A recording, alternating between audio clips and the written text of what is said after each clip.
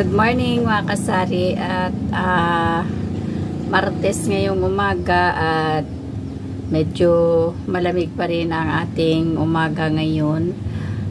Mag-share ako sa inyo ng aking gagawin ngayong umaga at medyo hindi maganda ang ating boses kasi tayo ay mayroong sipon at ubo at medyo hindi maganda ang aking pakiramdam ngayon mga kasari.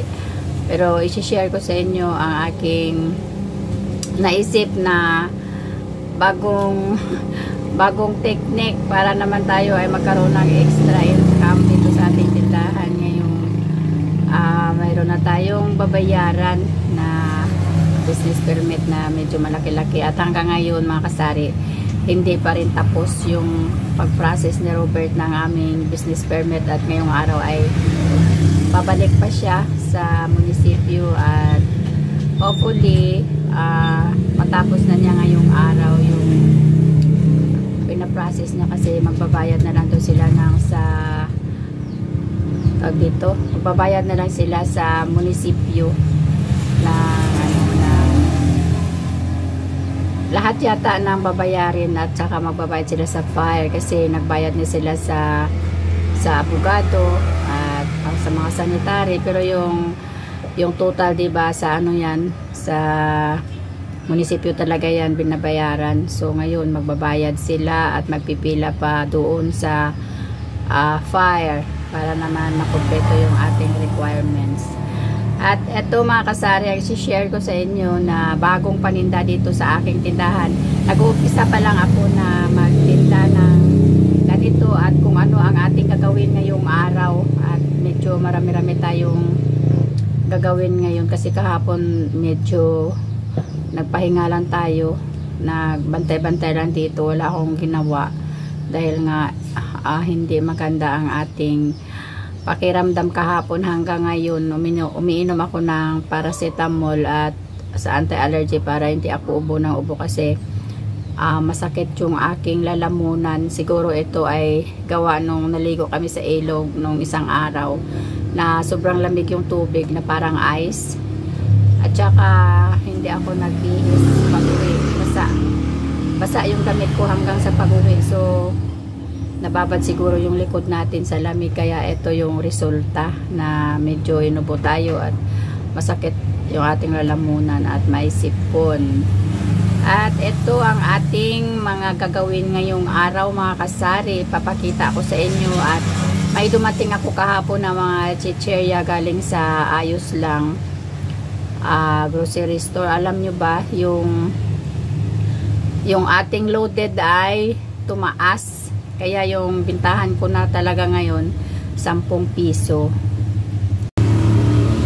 At ito mga kasari, ang presyo ng ating loaded is 8.25 ang isa, o diba? Dati yan, parehas lang sila nitong movie na 7.75. Ayan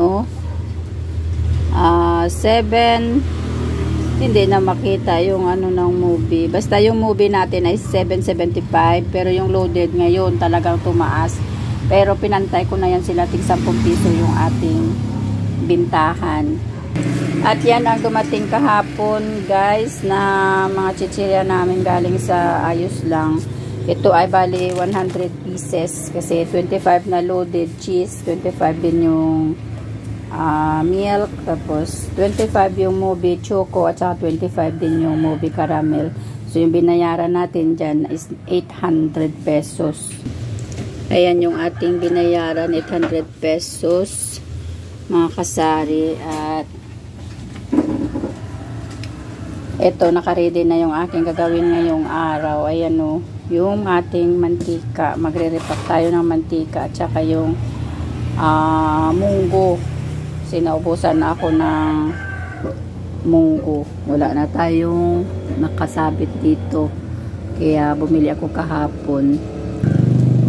At ito yung sinasabi ko sa inyo na bagong technique. Bagong idea. Mga kasari na magbebenta ako ng gulay dito. Ito pa lang yung umpisa. Itong papaya na to is amin ito. Tanim namin to. Kaya mura lang yung benta ko. Ito ay 20 pesos. Tapos yung maliliit is 10 piso. Tapos itong kalabasa binili ko. At sabi nung aking manuga ngayon ay, kasi nakita niyo yung post ko sa Facebook, dadalhan daw niya ako mamaya ng sitaw at saka talong. At ito ang ating mga tinapay. Marami tayong mga tinapay ngayon mga kasari. Ngayon lang ito dumating. Diba? Ito ay dagdag natin sa ating paninda na para naman lumaki-laki yung ating sale sa araw-araw at makabawi tayo. Sana wala sa atin na mahigit 3,000, diba? 1 click lang. Kung pinamili natin yun, na maraming paninda na yun, kaya lang kailangan talaga nating magbayad sa permit. Kaya ito yung naisip kong idea mga kasari, yung ating gulay at mga sa susunod na araw mayroon pa tayong mga ibang idea na maiisip na pandagdag sa ating mga paninda. Pasensyahan yung mga kasari yung aking boses kasi medyo nag-static, hindi talaga maganda yung ating pakiramdam ngayon. Parang pag walang gamot, parang gusto mo lang mahiga.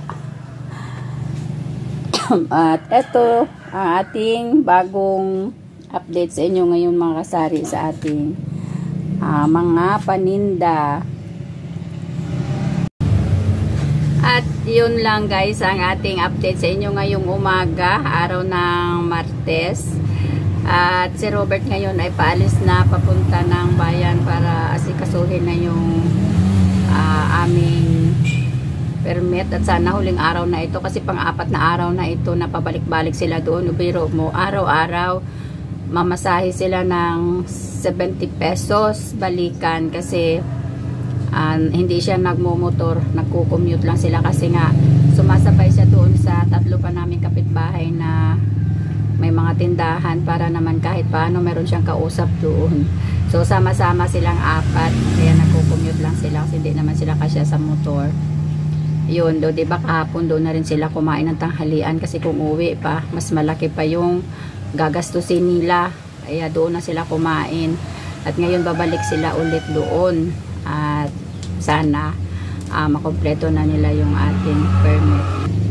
At ngayong araw, mga kasari, ay busy tayo sa pagre-repack ng ating pwedeng repakin para naman kahit paano dagdag kita na pag may maghanap na customer ng mga ting 5 piso na mantika, mayroon tayong ibibigay kasi hindi nga ako nakapag-repack. Kasi nga parang nag-busy tayo. So ngayon wala na dito yung mga bisita namin. Umuwi na sila ng Maynila. So ngayon makapag-focus na tayo sa ating tindahan. Wala ng gala. Dito na lang tayo sa ating tindahan. At hanggang dito na lang mga kasari ang aking update sa inyo ngayong umaga. Huwag tayong makalimot magdasal sa ating Panginoon sa umaga at gabi para araw-araw tayong gagabayan.